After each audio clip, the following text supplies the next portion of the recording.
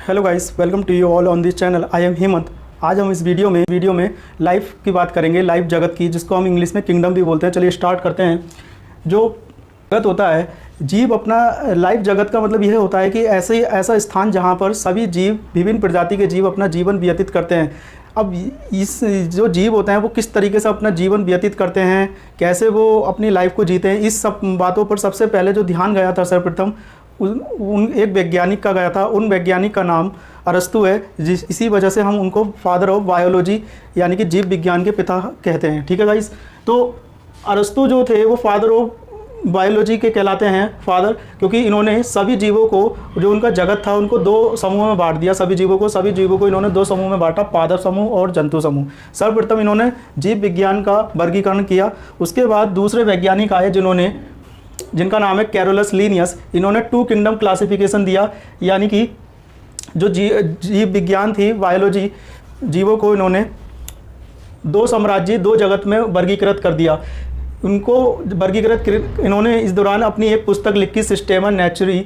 इसमें इन्होंने सभी जीवों को विभाजित किया और उनके 2 जगत बना दिए, पादप जगत और जंतु जगत। ठीक है जी, इनको हम फादर ऑफ मॉडर्न टैक्सोनॉमी भी कहते हैं। कैरोलस लीनियस आधुनिक वर्गीकरण के पिता भी कहलाते हैं। उसके बाद आर.एच. विटेकर, जो कि तीसरे साइंटिस्ट थे, इन्होंने अपना एक अलग वर्गीकरण दिया जगत के ऊपर। इन्होंने जो जीवों का जो जगत होता है उसको 5 भागों में बांटा, 5 वर्गों में, क्लासों में बांटा, जिसको हम 5 किंगडम क्लासिफिकेशन भी कहते हैं। पहली क्लास थी मोनेरा, जिसमें कि वो जीव आते हैं जो एक कोशिका से मिलकर बने होते हैं और प्रोकैरियोटिक कोशिका होती है। इसके बाद दूसरी क्लास थी प्रोटिस्टा। प्रोटिस्टा में वो जीव आते हैं जो एक कोशिकीय होते हैं, लेकिन उनका शरीर यूकैरियोटिक सेल का बना होता है, एक कोशिकीय होते हैं। और तीसरी क्लास में उन्होंने प्लांट्स को रखा, जितने भी पादप होते हैं इस धरती के सभी। चौथी क्लास में फंजाई को रखा, यानी कि कवक। और 5th क्लास में एनिमल्स, सभी जंतु, जितने भी एनिमल्स होते हैं वो उनको रखा। इस तरीके से इन्होंने 5 किंगडम क्लासिफिकेशन दिया। इसके बाद आज जो इस समय चल रहा है, आज आधुनिक साइंटिस्ट ने एक नया क्लासिफिकेशन दिया, जिसको हम न्यू 3 डोमेन सिस्टम भी कहते हैं। इन्होंने क्या किया कि डोमेन में 3 क्लासें बनाई। पहली क्लास थी बैक्टीरिया, जो कि एक कोशिकीय और प्रोकैरियोटिक कोशिका के बने होते हैं। दूसरी क्लास थी आर्कीबैक्टीरिया। आर्कीबैक्टीरिया में वो जीवाणु आते हैं जो कुछ खास स्पेशल टाइप के होते हैं, जो हर तरह के एनवायरनमेंट में रहने की क्षमता रखते हैं। इसके बाद उन्होंने तीसरी क्लास बताई यूकैरियोट्स। यूकैरियोट्स में प्रोटिस्टा, प्लांट्स, फंजाई और एनिमल्स आते हैं, जिसमें कि प्रोटिस्टा जो होते हैं वो एक कोशिकीय जीव होते हैं, और प्लांट्स, फंजाई, पादप, कवक और जंतु, ये सब बहुकोशिकीय जीव हैं। तो ये यूकैरियोट्स के अंतर्गत आते हैं। ठीक है, आगे अब हम बात करेंगे पादप जगत की, जिसको हम प्लांट किंगडम भी कहते हैं। पादप जगत वह स्थान होता है जहाँ पर हर किस्म के पेड़ पौधे पाए जाते हैं, सभी पौधों की प्रजातियाँ पाई जाती हैं। इसके लिए सब वैज्ञानिकों ने पादप जगत को 2 भागों में बांटा। पहला क्रिप्टोगेमिया और दूसरा भाग है फेनरोगेमिया। जो क्रिप्टोगेमिया है उसके 3 विभाजन किए गए। पहला डिवीज़न है थैलोफाइटा, दूसरा विभाजन है ब्रायोफाइटा और तीसरा विभाजन है टेरिडोफाइटा। पहले विभाजन को हम थैलोफाइटा कहते हैं। थैलोफाइटा में वो पेड़ पौधे आते हैं जिनका शरीर जड़, तना, पत्ती में नहीं बटा होता, यानी कि उनमें जड़, तना, पत्ती, रूट, स्टेम नहीं पाई जाती है, इसलिए इनका शरीर थैलसनुमा होता है। थैलोफाइटा को हिंदी में सुकाई भी बोलते हैं। थैलोफाइटा की 3 क्लासें होती हैं, यानी कि 3 वर्ग होते हैं। पहले वर्ग में आते हैं पौधे एल्गी। एल्गी को हम हिंदी में शैवाल भी कहते हैं। शैवाल वो पौधे होते हैं जो केवल पानी में पाए जाते हैं, खारे पानी में या ताज़े पानी में। ये अपना भोजन खुद बनाते हैं क्लोरोफिल की उपस्थिति के कारण, और ये मछलियों के लिए फूड का काम करते हैं। मछली इसको शैवाल को खाती है, और ये उनके लिए हैबिटेट यानी कि छिपने का भी काम करते हैं। और इस तरीके से एल्गी पानी में पाई जाती है। कुछ एल्गी हवा की नाइट्रोजन को मिट्टी में मिलाकर मिट्टी के उपजाऊपन को बढ़ाते हैं, जिसकी वजह से नाइट्रोजन फिक्सेशन का काम करते हैं। धान के खेतों में किसान कुछ एल्गी को डाल देते हैं। इस एल्गी को हम ब्लू ग्रीन एल्गी या नील हरी शैवाल भी बोलते हैं। सेकंड क्लास है थैलोफाइटा की फंजाई, यानी कि कवक। इनका शरीर भी थैलसनुमा होता है, इनका शरीर भी जड़, तना, पत्ती में नहीं बटा होता। फंजाई को हम कवक भी बोलते हैं। जितनी भी फफूंदी होती है, जैसे कि मशरूम, ये अपना भोजन खुद नहीं बनाते, क्योंकि इनके अंदर क्लोरोफिल नहीं पाया जाता। ये अपना भोजन दूसरे सड़े गले पदार्थों पर उगकर प्राप्त करते हैं, और ये जो पादप नुमा संरचना है कवक ओनली ऐसी जगह पाए जाते हैं जहाँ धूप रोशनी नहीं होती और नमी की मात्रा ज़्यादा पाई जाती है। ये बारिश के दिनों में ज़्यादा देखने को मिलती है। इसके बाद है तीसरी क्लास वर्ग लाइकेन। लाइकेन एक ऐसा प्लांट्स होता है, एक ऐसी संरचना है, प्लांट है जो कि केवल ऐसी जगह पाए जाते हैं जहाँ प्रदूषण नहीं होता। ये केवल पर्वतीय इलाकों में, ठंडे इलाकों में पाए जाते हैं, वहाँ प्रदूषण नहीं पाया जाता। जो लाइकेन होते हैं वो कवक और शैवाल दोनों के मिलने से बनते हैं। इन्हें प्रदूषण का सूचक भी माना जाता है क्योंकि ये ऐसी जगह पाए जाते हैं जहाँ प्रदूषण नहीं होता, इसलिए जहाँ ये होते हैं वहाँ प्रदूषण बिल्कुल ना की मात्रा में पाया जाता है। इसके बाद हम सेकंड डिवीज़न पढ़ते हैं ब्रायोफाइटा। ब्रायोफाइटा की भी 2 क्लासें होती हैं, 2 वर्ग होता है, लीवरवॉर्ट्स और काई। ब्रायोफाइटा ऐसा माना जाता है कि जो ब्रायोफाइटा के जो प्लांट्स थे उनकी उत्पत्ति एल्गी से हुई है। एल्गी जो शैवाल होते हैं वो पानी के अंदर पाए जाते हैं। पानी में पाई जाने वाली शैवाल धीरे धीरे पानी के सहारे नदी के किनारे आकर ग्रो करने लगी, उसका और डेवलपमेंट विकास होने लगा और जो शैवाल थी वो एक अलग संरचना में थोड़ा सा मिट्टी में ग्रो करने लगी, जिसकी वजह से उसकी संरचना में बदलाव आया और हमने उसको फिर ब्रायोफाइट कह दिया। लीवरवॉर्ट्स ब्रायोफाइट्स प्लांट्स बोला। इन्हें उभयचर भी माना जाता है क्योंकि पानी और स्थल दोनों पर पाए जाते हैं ब्रायोफाइटा। ब्रायोफाइटा का एग्जाम्पल है मोसेस यानी कि काई, जिसको हम काई भी बोलते हैं, मोसेस। इसके बाद है अगला डिवीज़न है टेरिडोफाइटा। टेरिडोफाइटा वो प्लांट्स होते हैं जिनमें ये प्लांट्स का जो शरीर होता है वो रूट, स्टेम और लीफ में बटा होता है। इनके अंदर जड़, तना, पत्ती पाई जाती है, लेकिन फ्लावर, फूल और फल, बीज नहीं बनते हैं इनके अंदर। तो ये टेरिडोफाइटा प्लांट जो होते हैं ये स्थलीय होते हैं, ज़मीन पर पाए जाते हैं और ज़मीन पर छायादार स्थानों पर पाए जाते हैं। ये इनका डेवलपमेंट भी अभी ज़्यादा नहीं हुआ, जबकि ब्रायोफाइटा जो पौधे थे वो ऐसे पौधे होते हैं जो जिनमें रूट, स्टेम, लीव्स नहीं पाई जाती। इनसे जो शैवाल थी, शैवाल से ब्रायोफाइटा की विकास हुआ और ब्रायोफाइटा सीधे फिर उस टेरिडोफाइटा नाम के पौधों में विकसित हुए। इसके बाद ये पौधे धीरे धीरे और समय के साथ साथ विकास होता गया। फिर अगला भाग है हमारा फेनरोगेमिया। इसके 2 डिवीज़न है। पहला विभाजन है जिम्नोस्पर्मी, दूसरा विभाजन है एंजियोस्पर्मी। जो टेरिडोफाइटा पौधे थे उनका विकास समय के साथ आगे चल के जिम्नोस्पर्म में हो गया। ये पौधे जिम्नोस्पर्म में बदल गए। जिम्नोस्पर्म के 2 वर्ग होते हैं। पहला वर्ग है साइकेट्स यानी कि साइकस, और दूसरा वर्ग है कॉनिफर्स यानी कि ऐसे साइकेट्स वो पौधे होते हैं जिनकी पत्तियां सुई नुमा होती हैं, और कॉनिफर्स यानी कि कॉनिफर का एग्जांपल है चीड़। इस वर्ग में चीड़ के नुमा ऐसे पेड़ आते हैं जो ठंडे इलाकों में ग्रो करते हैं, और जैसे कि चीड़ का पेड़, इनके अंदर कॉनिफर्स यानी कि शंकु बनते हैं फ्लावर के। इसके बाद हम देखते हैं कि जो जिम्नोस्पर्म प्लांट्स थे, जिम्नो का मतलब होता है नग्न बीजी। इनका बीज पे छिलका नहीं पाया जाता और ये इनका बीज केवल नग्न होता है, इसी वजह से हम इनको जिम्नोस्पर्मी कहते हैं। जिम्नो माने नग्न और स्पर्मी माने बीज। इसके बाद वो पौधे आते हैं जो जिम्नोस्पर्म थे, फिर धीरे धीरे ये डेवलप हो गए एंजियोस्पर्म में। एंजियोस्पर्म में वो प्लांट्स आते हैं जिनके अंदर जड़, तना, पत्ती और फूल, फल, बीज सभी पाया जाता है। लेकिन इसकी भी 2 क्लास होती हैं। पहला होता है डाइकोट यानी कि द्विबीजपत्री, और दूसरी क्लास होती है मोनोकोट यानी कि एक बीजपत्री। जबकि जिम्नोस्पर्म में जो बीज था वो नग्न था, उस पर कोई छिलका नहीं पाया जाता। जबकि एंजियोस्पर्म में जो होता है वो 2 टाइप्स के बीज बनते हैं। एक बनता है एक बीजपत्री यानी कि ये जो प्लांट्स होते हैं, इसका एग्जाम्पल है गेहूँ। इसमें गेहूँ का पौधा या धान का पौधा, इसके पौधे में जो बीज बनता है उस पर केवल एक छिलका पाया जाता है, एक छिलके की परत होती है, इसलिए इसको एक बीजपत्री कहा जाता है। जबकि जो द्विबीजपत्री होते हैं, पौधे होते हैं, उनमें उनके बीज में छिलके की 2 परत पाई जाती है, इसलिए इसको हम द्विबीजपत्री भी बोलते हैं। इस तरीके से हम देख सकते हैं कि जो पौधे आज जो एक कोशिकीय पौधे से बहुकोशिकीय पौधे बनते हैं, और एक कोशिकीय पौधे के रूप में शैवाल होती है और बहुकोशिकीय पौधे के रूप में एंजियोस्पर्मी पौधे होते हैं। हम देख सकते हैं कि सबसे पहले जो पौधों का जो विकास होना शुरू हुआ था वो शैवाल से हुआ था। शैवाल पानी में पाई जाती है। शैवाल से ब्रायोफाइटा नाम के पौधे डेवलप हुए, और ब्रायोफाइटा के पौधे धीरे धीरे समय के साथ टेरिडोफाइटा पौधों में विकसित हो गए, और टेरिडोफाइटा नाम के पौधे समय के साथ साथ जिम्नोस्पर्म नाम के पौधों में विकसित हुए, और जिम्नोस्पर्म नाम के पौधे समय के साथ साथ एंजियोस्पर्म के पौधों में बदल गए। इन पौधों को ज़्यादातर खेतों में इस्तेमाल किया जाता है व्यावसायिक के रूप में। आगे अब हम जंतु जगत की बात करेंगे, यानी कि एनिमल किंगडम। एनिमल किंगडम, जंतु जगत ऐसा स्थान होता है जहाँ पर हर प्रजाति के एनिमल्स, जंतु पाए जाते हैं। इस जगत को दो वैज्ञानिक, स्टोरर और यू सिंगर वैज्ञानिकों ने विभाजित किया था। इन्होंने दो क्लासें बताई।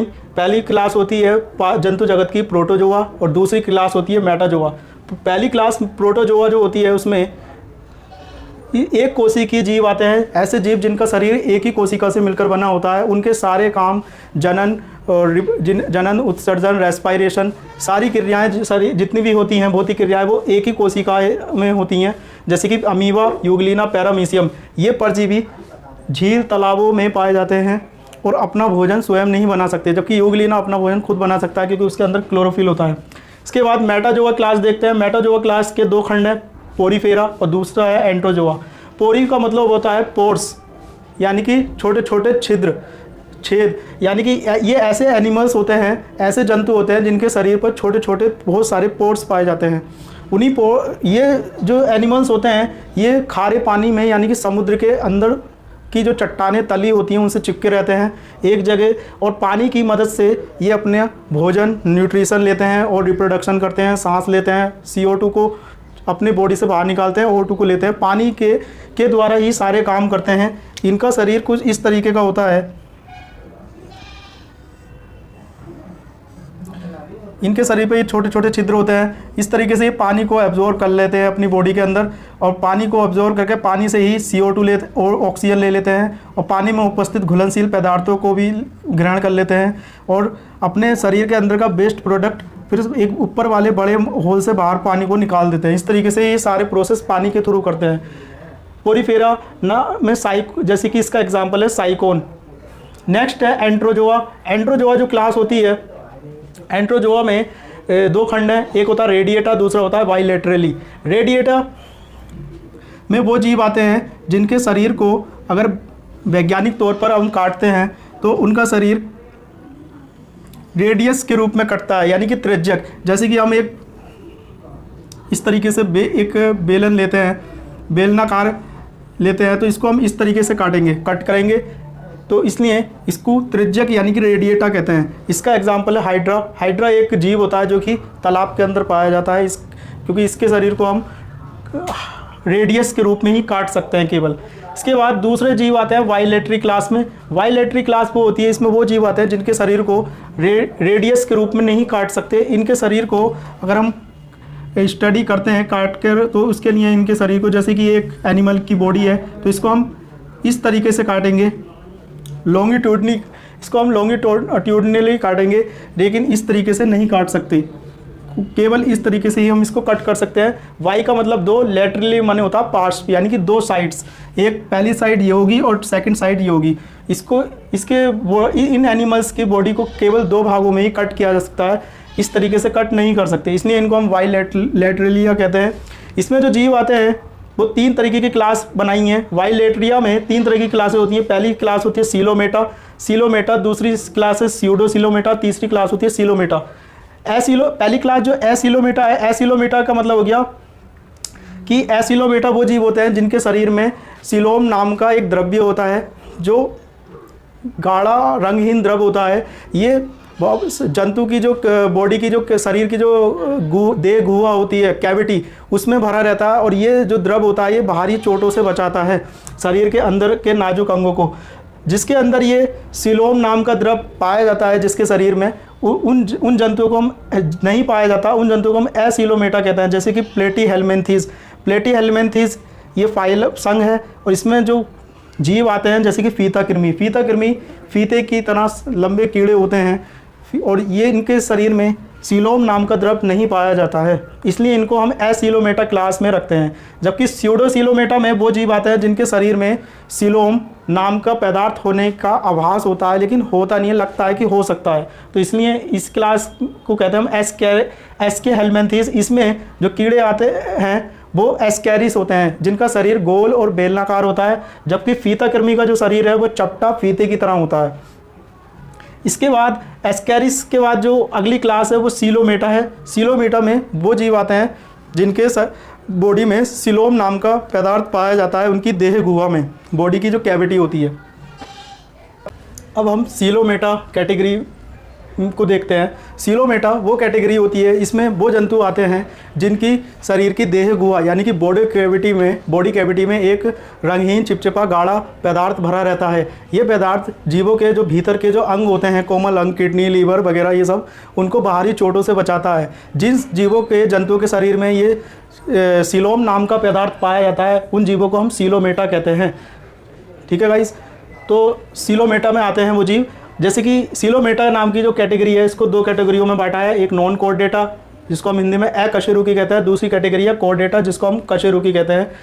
जो नॉन कॉर्डेटा जीव होते हैं, अकशेरुकी का मतलब होता है ऐसे जीव जिनका पूरा शरीर के धड़ में एक हड्डी की, एक मेरु रज्जु की तरह स्पाइनल कॉर्ड नाम का एक पाइप होता है जो पूरे शरीर को सपोर्ट देता है। लेकिन जिन जीवों के शरीर में ये स्पाइनल कॉर्ड, मेरु रज्जु टाइप की हड्डी नहीं पाई जाती, उन जीवों को हम अकशेरुकी कहते हैं। और जिनके शरीर में ये स्पाइनल कॉर्ड पाई जाती है, उन जीवों को हम कशेरुकी यानी कि कॉर्डेटा कहते हैं। जो नॉन कॉर्डेटा अकशेरुकी जीव होते हैं, उनकी कुछ कैटेगरी बनाई गई हैं, फाइलम यानी कि संघ। पहला संघ है एनेलिडा, दूसरा संघ है आर्थ्रोपोडा, तीसरा संघ है मोलस्का और चौथा संघ है इकाइनोडर्मेटा। जो पहला फाइलम है एनेलिडा में वो जीव आते हैं, वो जंतु आते हैं जिनके शरीर पर छोटे छोटे छल्ले यानी कि रिंग्स पाए जाते हैं। उनका शरीर छोटे छोटे टुकड़ों में बटा होता है इस तरीके से।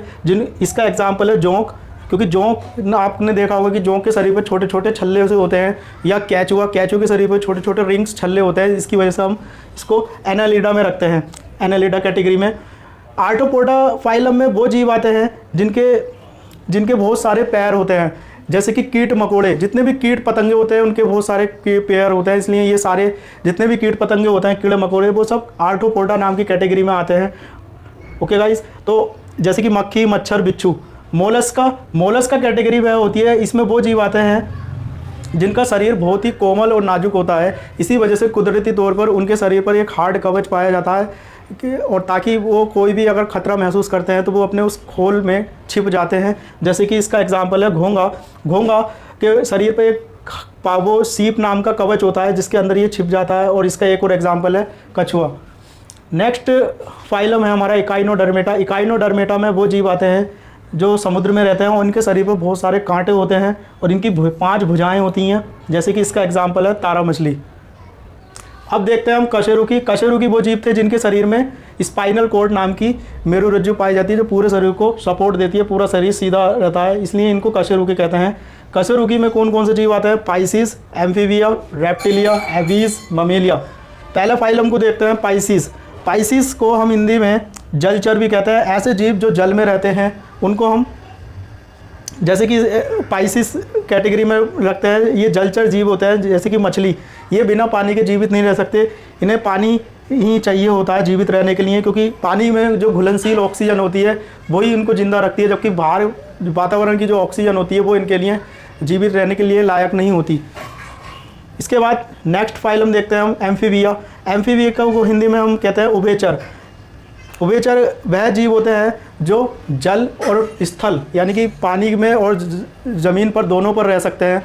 अगर इन्हें पानी में अगर ठंड ज़्यादा लगती है तो ये बाहर आ जाते हैं स्थल पर, धूप को सेकते हैं और उसके बाद ज़्यादा गर्मी महसूस होने पर ये वापस पानी के अंदर आ जाते हैं, जैसे कि इसका एग्जाम्पल है मेंढक।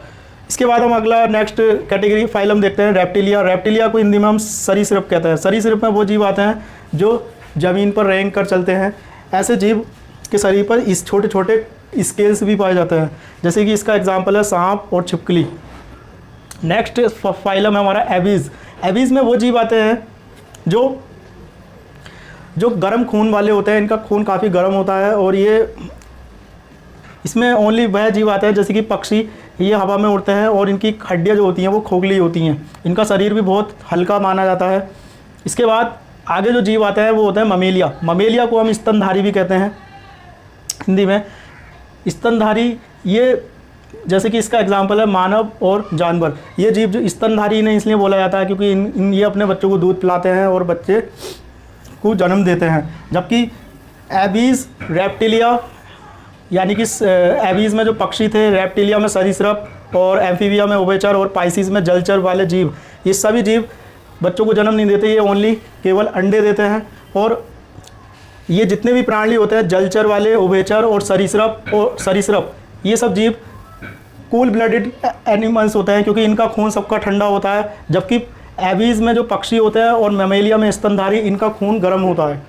ठीक है, तो ये सब हमारे कॉर्डेट्स हैं, कशेरुकी जंतु। और जो ऊपर वाले थे वो है हमारे अकशेरुकी जंतु। अकशेरुकी इसलिए है क्योंकि इनके अंदर स्पाइनल कॉर्ड, मेरुरज्जु टाइप की नली नहीं पाई जाती, जबकि कशेरुकी जंतु जो है उनमें नली, स्पाइनल कॉर्ड पाई जाती है जो शरीर को पूरा सपोर्ट देती है सीधा रखने के लिए। तो गाइज़, अगर आपको ये वीडियो पसंद आई है तो आप इस वीडियो को लाइक कीजिए, और इस चैनल पर अगर आप नए हैं तो प्लीज़ इसको सब्सक्राइब भी कीजिए। Nice meeting you.